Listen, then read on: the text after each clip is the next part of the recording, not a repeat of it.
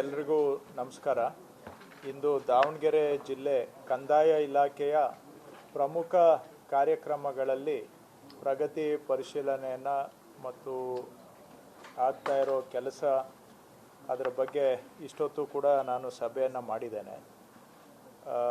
ಇಲಾಖೆ ನಾವು ಕೆಲವು ಆದ್ಯತೆಯ ಕಾರ್ಯಕ್ರಮಗಳನ್ನು ಕೈಗೆತ್ತಿಕೊಂಡು ಅದರಲ್ಲಿ ಭಾಳ ಹಿಂದಿನಿಂದ ಆಗದೆ ಉಳಿದು ಹೋಗಿದ್ದಂಥ ಕೆಲಸಗಳನ್ನು ಸರ್ಕಾರನೇ ಜವಾಬ್ದಾರಿ ತಗೊಂಡು ಜನಗಳಿಂದ ನಮಗೆ ಅರ್ಜಿಗೆ ಕಾಯದೆ ಇಲಾಖೆ ಅಧಿಕಾರಿಗಳೇ ಜನರ ಬಳಿಗೆ ಹೋಗಿ 16 ವರ್ಷಗಳಿಂದ ಆಗದೆ ಬಾಕಿ ಉಳಿದಂಥ ಕೆಲಸಗಳನ್ನು ಮಾಡಿ ಕೊಡುವಂತಹ ಪ್ರಯತ್ನವನ್ನು ಮಾಡ್ತಾ ಇದ್ದೇವೆ.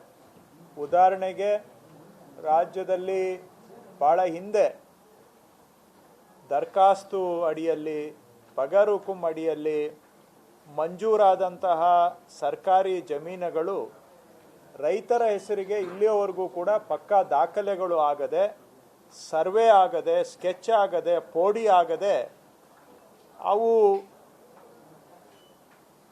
ಕುಟುಂಬದಲ್ಲಿ ಭಾಗ ಮಾಡ್ಕೊಳ್ಳೋದಕ್ಕೂ ಆಗೋದಿಲ್ಲ, ಅವರು ಮಾರಾಟ ಮಾಡೋದಕ್ಕೂ ಆಗೋದಿಲ್ಲ.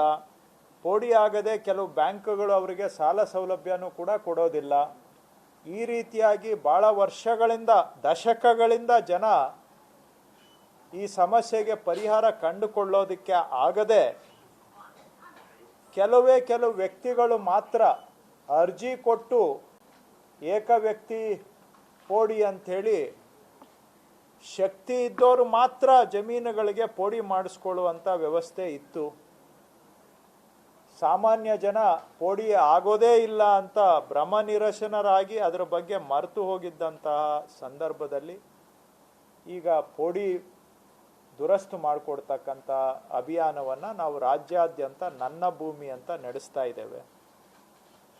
2013ರಿಂದ 2018 ನಡುವೆ ರಾಜ್ಯದಲ್ಲಿ ಒಟ್ಟು ದುರಸ್ತಾಗಿದ್ದು ಪೋಡಿ 5840 ಪ್ರಕರಣ.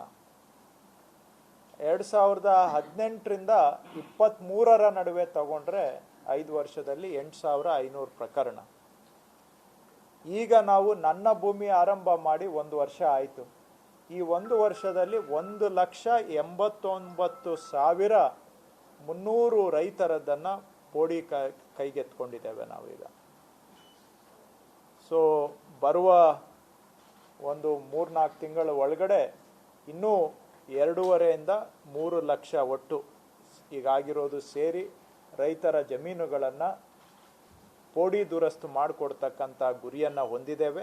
ಅದರಲ್ಲಿ ಈಗಾಗಲೇ 1,89,000 ಕೈಗೆತ್ಕೊಂಡಿದ್ದೇವೆ. ಇದು ಒಂದು ಉದಾಹರಣೆ. ಯಾವ ರೀತಿ ಇದಕ್ಕೆ ಯಾವ ಒಬ್ಬ ರೈತರ ಅರ್ಜಿಗೆ ನಾವು ಕಾದಿಲ್ಲ, ಯಾರೂ ಬಂದು ನಮ್ಮ ಕಚೇರಿಗೆ ಸುತ್ತುವಂಥದ್ದಿಲ್ಲ. ನಮ್ಮ ಅಧಿಕಾರಿಗಳೇ ಜನರ ಜಮೀನಿಗೆ ಹೋಗಿ ಪೋಡಿ ದುರಸ್ತನ್ನು ಮಾಡಿಕೊಡ್ತಾ ಇದ್ದೇವೆ. ಕೆಲವು ಆಗದೇ ಇರುವಂಥದ್ದು ಇದೆ, ಅವರು ಜನ ಸುತ್ತುತ್ತಾ ಇದ್ದಾರೆ. ಕಾರಣ ಅಲ್ಲಿ ಅವರು ದಾಖಲೆಗಳು ಇಲ್ಲ, ಅದಕ್ಕೂ ಪರಿಹಾರ ಕೊಡ್ತಾ ಇದ್ದೇವೆ.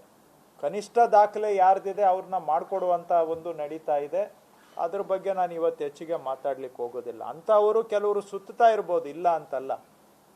ದಾಖಲೆ ಇಲ್ಲದೆ ಇರೋರಿದ್ದಾರೆ, ಕೆಲವರು ಬೋಗಸ್ ದಾಖಲೆ ಸೃಷ್ಟಿ ಮಾಡಿರೋರಿದ್ದಾರೆ, ಅವೆಲ್ಲ ಇರ್ತದೆ. ಅಂಥವರು ಕೆಲವರು ಆಗ್ತಾ ಇಲ್ಲ ಅಂತ ಹೇಳ್ಬೋದು. ಆದರೆ ಇಂದಿನ ಸಂಖ್ಯೆಗಳಿಗೆ ಕಂಪೇರ್ ಮಾಡಿದರೆ 5840 5 ವರ್ಷದಲ್ಲಿ, ಮುಂದಿನ 5 ವರ್ಷದಲ್ಲಿ 8500, ಈಗ ಕಳೆದ 1 ವರ್ಷದಿಂದ 1,89,300. ಸೊ ಈ ಸಂಖ್ಯೆಗಳನ್ನು ಹೋಲಿಕೆ ಮಾಡಿದಾಗ ಅದರಿಂದ ತಾವೇ ಏನು ಯಾವ ರೀತಿ ಕೆಲಸ ನಡೀತಾ ಇದೆ ಅನ್ನೋದು ಬಹುಶಃ ಅರ್ಥ ಆಗುತ್ತೆ ಅಂತ ನಾನು ಭಾವಿಸಿದ್ದೇನೆ.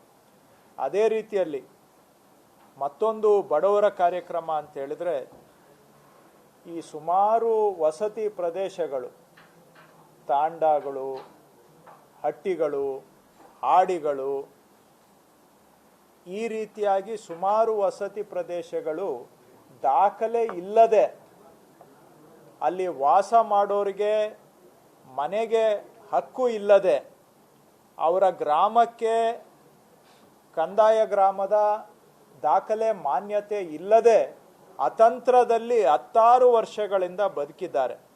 ಅವರೆಲ್ಲರಿಗೂ ಕೂಡ ದಾಖಲೆಗಳ ಗ್ಯಾರಂಟಿ ಕೊಡಬೇಕು ಅಂಥೇಳಿ ನಾವು ಸಮರೋಪಾದಿಯಲ್ಲಿ ನಮ್ಮ ಸರ್ಕಾರ ಬಂದ ನಂತರ ಅವರಿಗೆ ಅಲ್ಲಿ ವಾಸ ಮಾಡ್ತಾ ಇರ್ತಕ್ಕಂಥವರಿಗೆ ಹಕ್ಕುಪತ್ರವನ್ನು ಕೊಡುವಂಥ ಕಾರ್ಯಕ್ರಮ ಮಾಡ್ತಾ ಇದ್ದೇವೆ.